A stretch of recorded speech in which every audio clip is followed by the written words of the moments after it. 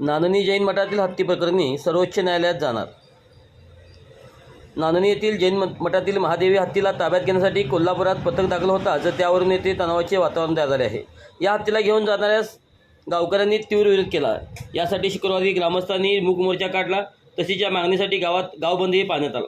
दरम्यान या हत्तीला ताब्यात घेण्याच्या निर्णयाविरोधात सर्वोच्च न्यायालयात दाद मागण्यात येणार असल्याचे या धर्मपीठाचे स्वस्त श्री जनसेन भट्टारक महास्वामी यांनी सांगितलं। नांदी येथे स्वस्त श्री जनसेन महालक्ष्मी सेन भट्टारक स्वामी यांचा मठ आहे। दक्षिण महाराष्ट्र व उत्तर कर्नाटकातील जैन भाविकांचे तीर्थक्षेत्र आहे।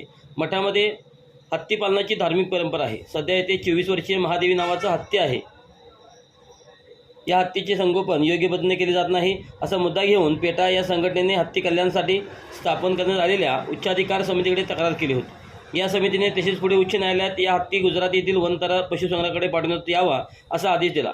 या आधारे हत्ती घेऊन जाण्यासाठी एक पथक कोल्हापूर जिल्ह्यात नुकतेच दाखल झाले। ही माहिती समजतात नांदी गावात गुरुवारी रात्रीच ग्रामस्थ जमा झाले।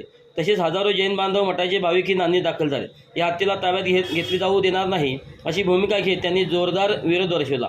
या पार्श्वभूमीवर आज सकाळपासून नांदणी गावात बंद पाळण्यात आला। संतप्त गावकरी जैन बांधवांनी भाविकांनी मूक मोर्चा काढत या कृतीला विरोध दर्शवला आहे।